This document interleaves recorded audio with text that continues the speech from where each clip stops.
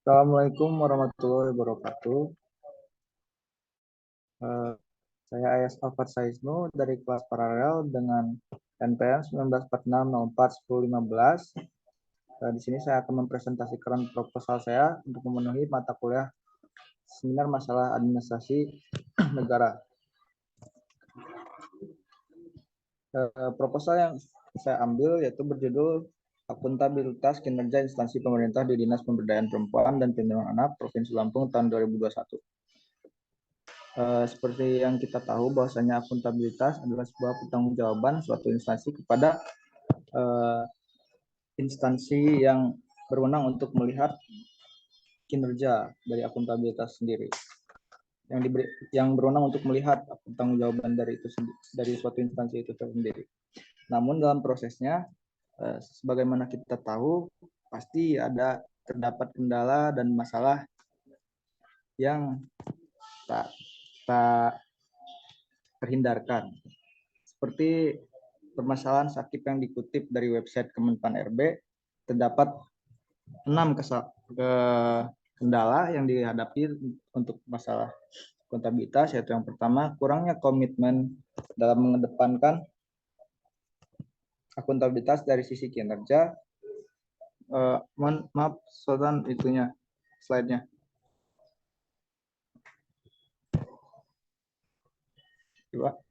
Yang pertama yaitu kurangnya komitmen dalam mengedepankan akuntabilitas dari sisi kinerja, sehingga akuntabilitas kinerja belum mendapat perhatian yang besar, terutama di tingkat kementerian, lembaga, dan pemerintah daerah. Yang kedua, adanya beberapa peraturan perundang-undangan di bidang akuntabilitas kinerja yang kurang selaras. Yang ketiga, belum adanya penetapan sanksi yang tegas bagi instansi pemerintah yang tidak menerapkan akuntabilitas kinerja. Yang keempat, masih belum tersosialisasikannya ke seluruh instansi pemerintah tentang kebijakan di bidang akuntabilitas. Yang kelima, adanya keterbatasan kapabilitas SDM di bidang akuntabilitas kinerja di lingkungan instansi pemerintah. Serta yang keenam, masih belum terintegrasinya sistem AKIP dengan sistem perencanaan nasional dan sistem penganggaran. Demikian yang permasalahan yang ada mengenai akuntabilitas, dan untuk mengukurnya saya menggunakan teori menurut Elwood dalam Garini tahun 2011, yaitu terdapat 4 indikator untuk menilainya, yaitu yang pertama ada akuntabilitas hukum dan kejujuran, yang kedua akuntabilitas proses, yang ketiga akuntabilitas program, dan yang keempat akuntabilitas kebijakan. Tujuan penelitian ini yaitu untuk mengetahui dan menganalisis apakah kinerja instansi pemerintah di Dinas Pemberdayaan Perempuan dan Perlindungan Anak Provinsi Lampung pada tahun 2021 itu sudah akuntabel atau tidak. Kemudian manfaatnya, secara teoritis, penelitian ini diharapkan dapat menjadi tambahan pengetahuan atau wawasan di bidang akuntabilitas pada sektor publik, terutama masalah akuntabilitas kinerja pada Dinas Pemberdayaan Perempuan dan Perlindungan Anak. Yang kedua, ada manfaat praktis, yaitu terbagi menjadi 2. Manfaat yang pertama yaitu bagi pegawai Dinas PPPA sendiri, hasil penelitian ini diharapkan dapat memberikan sumbangan pemikiran dalam mengambil kebijakan-kebijakan dalam rangka untuk meningkatkan kualitas kinerja pegawai Dinas PPPA. Yang kedua, bagi pihak lain diharapkan mampu menjadi sumber informasi yang dapat digunakan sebagaimana mestinya. Tinjauan pustaka terdapat 4 tinjauan pustaka, yaitu yang seperti yang setelah disinggung di awal, mengenai yang pertama ada akuntabilitas, yaitu akuntabilitas mengenai pertanggungjawaban suatu instansi kepada instansi yang berwenang untuk memeriksa pertanggungjawaban tersebut. Yang kedua ada kinerja, yaitu kinerja itu menilai bagaimana tindakan atau suatu aktivitas itu dinilai dalam periode tertentu. Kemudian ada indikator akuntabilitas, bagaimana yang tadi sudah disebutkan, bahwasanya saya membawa akuntabilitas, memakai akuntabilitas mengenai dari Elwood, yaitu yang pertama akuntabilitas hukum dan kejujuran, yang kedua akuntabilitas proses, yang ketiga akuntabilitas program, yang keempat akuntabilitas kebijakan. Kemudian ada laporan akuntabilitas kinerja, yaitu hasil akhir dari bagaimana akuntabilitas itu dibuat. Jadi laporan segala segala macamnya mengenai kinerja dan program segala macamnya terdapat di laporan akuntabilitas kinerja. Next. Metodologi penelitian menggunakan metode penelitian kualitatif deskriptif, yang mana menurut Meleong tahun 2019, penelitian kualitatif adalah penelitian yang bermaksud untuk memahami fenomena tentang apa yang dialami oleh subjek penelitian. Misalnya perilaku, persepsi, motivasi, tindakan, dan lain-lain.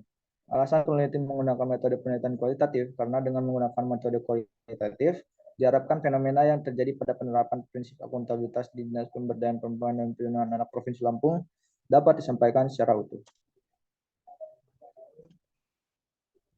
Kemudian ada jenis dan sumber data, yaitu jenis data yang pertama data primer menurut Hasan 2002. Data primer adalah data yang diperoleh atau dikumpulkan langsung di lapangan oleh orang yang melakukan penelitian atau yang bersangkutan yang memerlukannya. Data primer antara lain catatan hasil wawancara, hasil observasi lapangan, kemudian data-data mengenai informan. Ada sumber data sekunder. Dalam penelitian ini, segala jenis subdokumen maupun arsip-arsip yang berkaitan dengan objek yang diteliti. Kemudian ada teknik pengumpulan data, yaitu saya mengutip dari Sugoyono, pengumpulan data dapat dilakukan dalam berbagai setting, berbagai sumber, dan berbagai cara. Teknis analisis data yang akan diaplikasikan dalam penelitian ini meliputi observasi, wawancara, dan dokumentasi. Dan terakhir mengenai kerangka pikir, tadi kerangka pikirnya permasalahannya akuntabilitas kinerja instansi pemerintah, yang mana masalahnya itu yang telah disebutkan dalam website Kemenpan RB, kemudian dinilai menggunakan indikator akuntabilitas yang dari Elwood, kemudian hasil akhirnya dikatakan akuntabel atau tidak akuntabel. Sekian dari presentasi dari saya. Mungkin dikembalikan kepada mahasiswa pembahas. Silakan bagi mahasiswa pembahas untuk bertanya.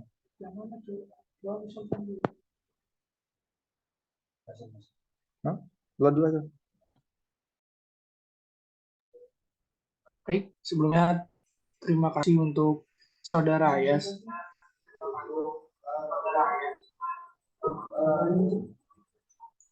telah memberikan waktunya untuk bertanya. Sebelumnya, selamat untuk Saudara Ayas telah terselenggarakannya seminar ataupun Zoom di malam hari ini untuk menyelesaikan tugas dari seminar masalah ya. Mata kuliah seminar masalah administrasi publik. Di sini saya ingin bertanya, atau izin ya, sekali lagi saya bertanya, urgensi apa sih sebenarnya yang membuat saudara itu mengambil masalah ini ya, sedangkan akuntabilitas, sekali lagi akuntabilitas yang menurut saya sudah lumayan mainstream lah itu yang diambil. Itu apa pembedanya lah dari penelitian-penelitian sebelumnya dan urgensi apa? Sekian dari saya.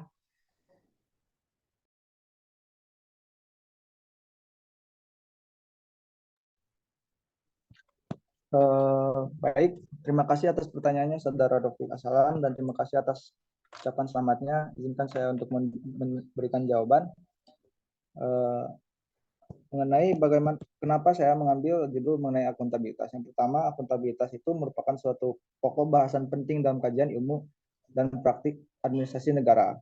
Hal ini karena publik menaruh perhatian besar terhadap pelaksanaan kebijakan, program, proyek, dan aktivitas rutin yang dikerjakan oleh lembaga sektor publik. Bentuk perhatian ini merupakan konsekuensi yang wajar dari sistem demokrasi Indonesia. Lembaga publik dituntut untuk akuntabel terhadap seluruh tindakan-tindakan yang dilakukannya. Kemudian ada yang pembedanya, yaitu saya ingin menguji. Mungkin tidak menjadi bukan suatu yang signifikan perbedaan, dan saya juga kurang riset untuk perbedaan yang lainnya, tapi untuk penelitian yang ingin saya ajukan itu saya ingin menguji hipotesis dari teori Elwood. menurut Elwood, bagaimana penerapan akuntabilitas di instansi pemerintah di Dinas Pemberdayaan Perempuan dan Perlindungan Anak? Menurut jika dinilai dari menggunakan teori Elwood yang tadi sudah disebutkan, ada 4 indikator yang tadi ada di slide sebelumnya. Mungkin apakah jawabannya kurang atau cukup, Saudara Rafiq? Baik, sebelumnya terima kasih untuk Saudara Ayas atas jawabannya. Mungkin sudah cukup ya menurut saya juga. Nah, sekali lagi selamat dan mudah-mudahan sukses. Terima kasih. Baik. Untuk mahasiswa pembahas selanjutnya, silakan diberikan kesempatan untuk Sultan. Saudara Sultan. Ya, baiklah. Terima kasih, Saudara Ayas. Di sini saya ingin bertanya mengenai hambatan dalam pengerjaan akuntabilitas oleh aparat setempat. Apakah ada hambatannya untuk melaksanakan akuntabilitas tersebut? Terima kasih.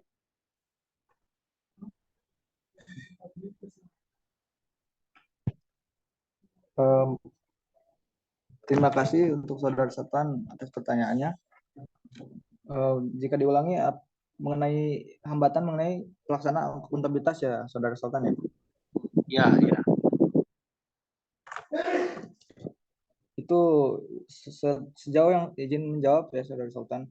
Sejauh yang saya tahu, ketika saya berpengalaman saat magang, hal yang menjadi kendala saat melakukan akuntabilitas yaitu menerima laporan dari pelaksana program. Jadi ya kadang mandet gitu, tidak sesuai jadwal. Kemudian terhadap penginputannya juga kadang kan ada miskomunikasi dengan pelapor begitu.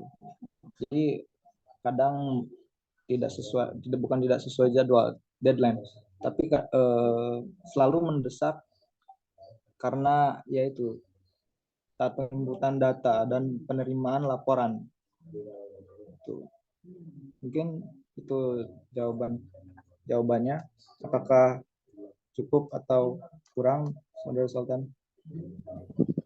Baiklah, sepertinya sudah cukup atas jawaban dari Saudara Ayas. Terima kasih atas jawabannya.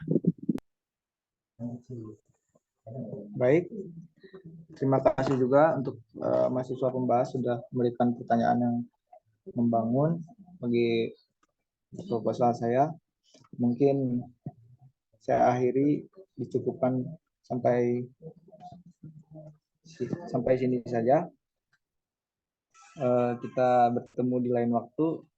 Mohon maaf apabila ada kesalahan. Wassalamualaikum warahmatullahi wabarakatuh. Waalaikumsalam warahmatullahi wabarakatuh. Udah ya, Tan?